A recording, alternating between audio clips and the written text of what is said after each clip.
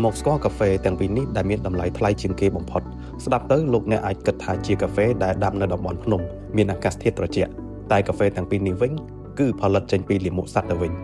កាហ្វេទី1ដែលមានឈ្មោះថា Kopi Luwak ជាកាហ្វេដែលផលិតចេញពីលាមកសត្វសំពោចដែលគេយកផ្លែកាហ្វេឲ្យទៅសត្វនេះបន្ទាប់ពីសត្វនេះស៊ីផ្លែជាច្រើនវាធ្វើមេតាបូលីសបឺតស្រូបនិងបំបែកសម្បកក្នុងខ្លួនសត្វនេះហើយបន្តបង់មកជាគ្រាប់កាហ្វេបន្ទាប់មកគេក៏យកទៅលាងសម្អាតហើយផលិតបានជាកាហ្វេដើម្បីដាក់លក់លើទីផ្សារដែលមានតម្លៃចន្លោះពី$200ដល់$1,300ក្នុង1គីឡូកាហ្វេនេះមានប្រភពក្នុងប្រទេសឥណ្ឌូនេស៊ីហ្វីលីពីននិងវៀតណាមចំណែកកាហ្វេទី2មានឈ្មោះថា Black Ivory ការផលិតក៏ស្រដៀងគ្នាទៅនឹងកាហ្វេ Kopi Luwak ដែរ